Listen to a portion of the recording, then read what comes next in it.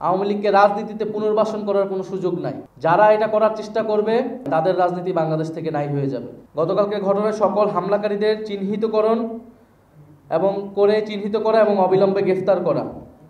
New ইয়র্কের consulate জেনারেলকে অবিলম্বে পদত্যাগ করতে হবে এবং ঘটনার সম্পূর্ণ তদন্ত করে নিরাপত্তা প্রদানে ব্যর্থ কর্মকর্তাদের শাস্তিমূলক ব্যবস্থা নিতে হবে।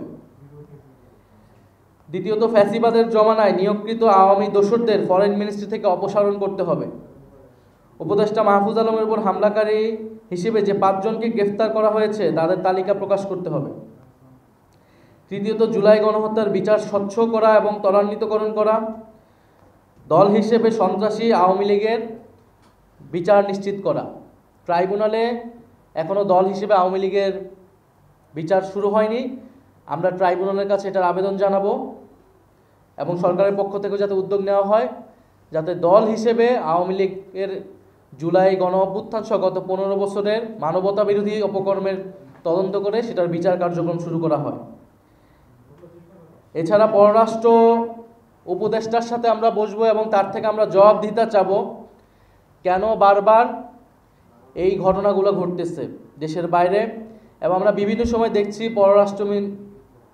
পররাষ্ট্র মন্ত্রণালয় কর্তৃক যেই নিয়োগগুলো দেওয়া হচ্ছে সেটা নিয়ে নানা বিতর্ক হচ্ছে।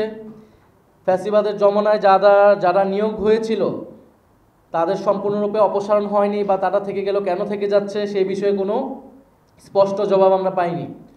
ফলে পররাষ্ট্র উপদেষ্টার কাছে বসে তার কাছে আমরা এই দাবিগুলো পেশ করব এবং তার থেকে আমরা জবাব দিতে চাবো যে আমাদের যে বিদেশে যে অ্যাম্বাসিগুলো রয়েছে তারা কেন আমাদের রাজনৈতিক নেতৃবৃন্দদের নিরাপত্তা প্রদানে ব্যর্থ হচ্ছে এবং কেন ফ্যাসিস্ট আওয়ামী তৎপরতা তারা বন্ধ করতে পারছে না।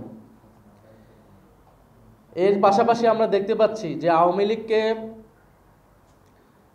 একদিকে যেমন আওয়ামী লীগ তৎপরতা চালাচ্ছে, ষড়যন্ত্র করছে, সন্ত্রাসী কার্যক্রম করছে, অন্যদিকে দেশের কোনো রাজনীতিবিদ আওয়ামী লীগকে নির্বাচনে আনার ষড়যন্ত্র করছে।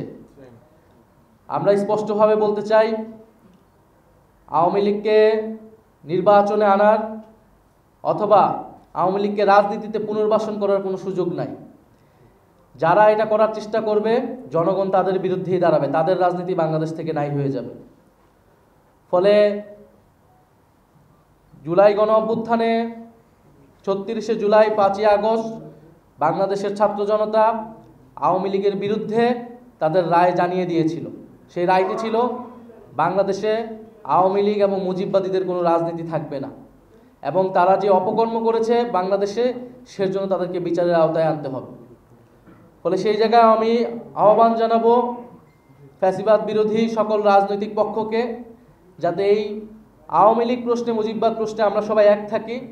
বিচারের মাধ্যমে আমরা যাতে তাদের রাজনৈতিক ফয়সালা করতে পারি এবং আওয়ামী লীগের পুনর্বাসনের, আওয়ামী লীগের ষড়যন্ত্র করা, দেশকে অস্থিতিশীল করার সকল ষড়যন্ত্র আমরা যাতে ঐক্যবদ্ধভাবে রুখে দিতে পারি।